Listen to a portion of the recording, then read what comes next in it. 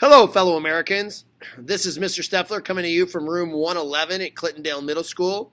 And usually I'm here to do test review videos, but today's video will be on a guided reading assignment and how to do the guiding reading assignment.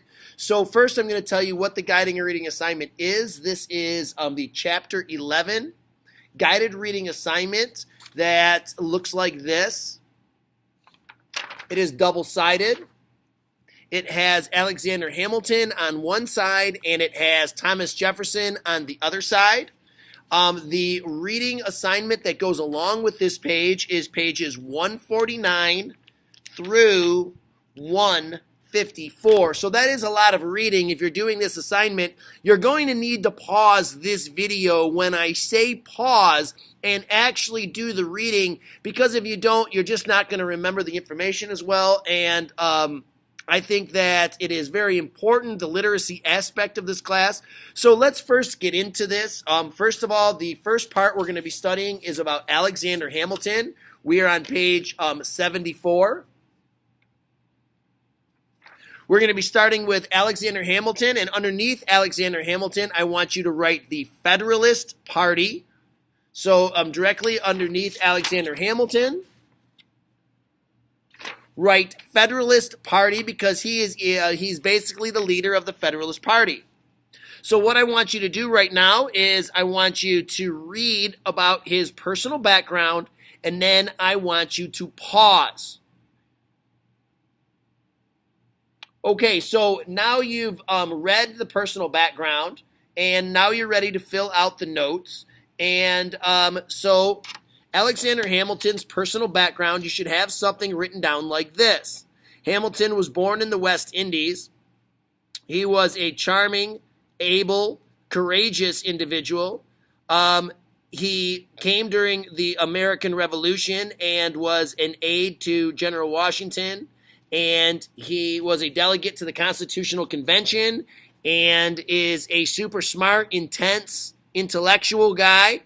And he started out very, very poor and ended up being one of the richest people in America. I mean, he did marry a very rich woman. So this is his personal background, and I think it's very important that you note that he was not born in this country, which excludes him from being president of the United States. Now I want you to pause the video, and I want you to read about his view on human nature. Pause. Now that you're back, his view on human nature is that he basically believed that people were selfish and people ultimately were going to do what was best for them. And I don't think that most of you disagree with with Alexander Hamilton in this case. I think that a lot of you view that most people are selfish and will take what they can, and the weak are going to suffer what they must. Okay, so now I want you to pause, and I want you to read about Jefferson or Hamilton's best form of government.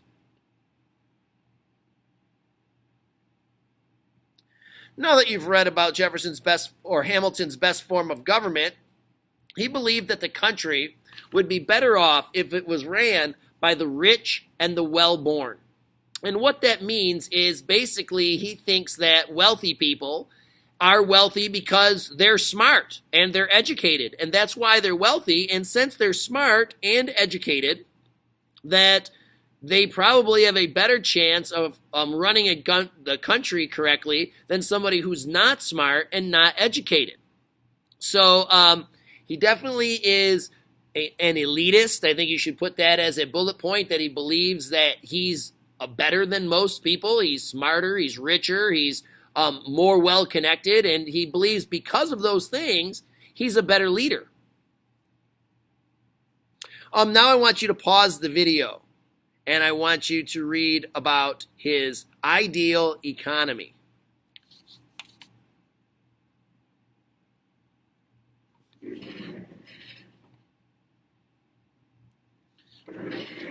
Hey, I'm back to talk about his ideal economy. I hope that you're pausing this video and that you're actually reading the text and not just going through the video, writing down with what I told you to write down, because that would not be a very good use of my time. Anyway, Hamilton believed the ideal economy would be one that was based on business, manufacturing, that's building stuff, factories. He believed in trade. He believed in we needed to have a bank, and that bank needed to have money to loan to companies, and that those companies are going to hire people and make new jobs, and that these jobs are going to be located near cities, and those cities are going to need structures like roads and bridges for the people to get to their jobs, and for the other things to get to their the materials to get to the factories, and the factories products to get to the market. So this is a very important aspect.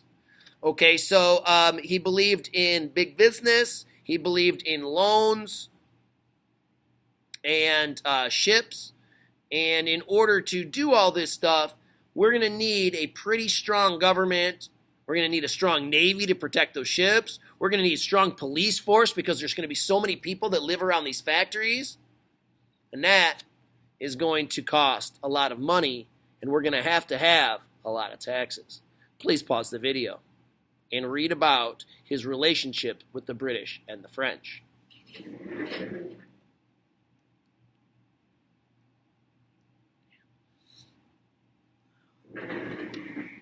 Hi, I'm back to talk about their relationship between the British and the French.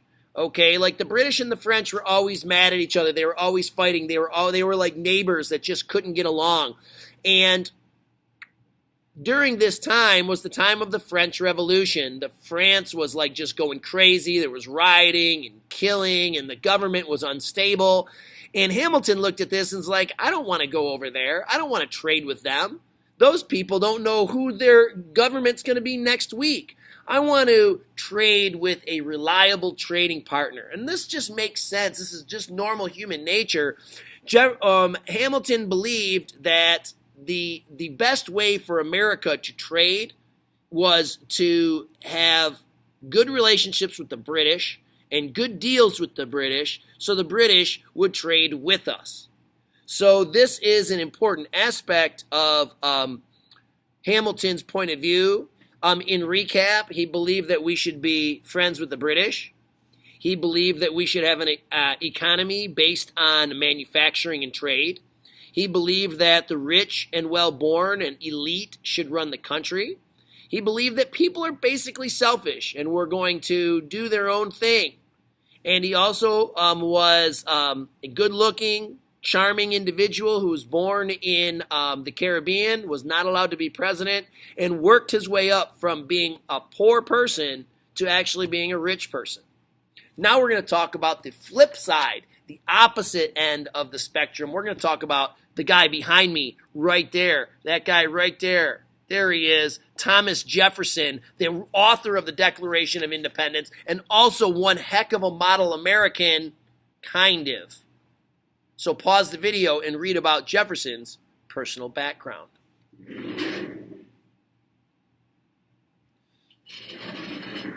So as you were reading about, you realize that you may not have a lot in common with Jefferson in this case. Jefferson is born very wealthy with what's called a silver spoon in his mouth, and he was very brilliant. He was a great student. He was could play the violin. He could speak Latin and Greek. I mean, this is a super intelligent guy. He ran a plantation called Monticello, and yes, on his plantation called Monticello, there were slaves. And he also wrote the Declaration of Independence. So Thomas Jefferson is a very interesting individual. His view on human nature you will read about after you pause me, and then we will come back to discuss it. So please pause.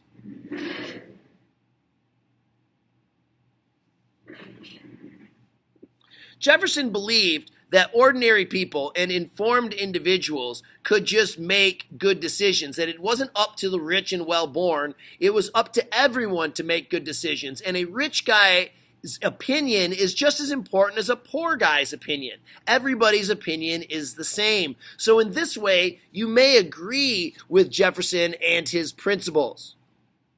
Now please pause it and read about what Jefferson considered the best form of government. Hey, Jefferson believed that the best form of government was a democracy and was very limited and very small. Taxes low, government officials low, small amount of payroll, not very much power. He didn't want the national government to have a lot of power.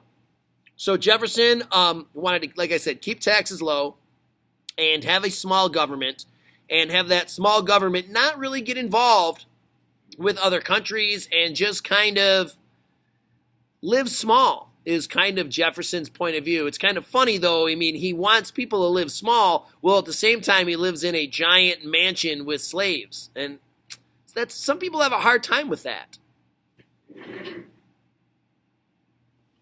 So you've gotten to the point at this point that every time you should pause and you should read, and that you're only really watching this part of the video for just a few seconds, and then the majority of this you should be reading.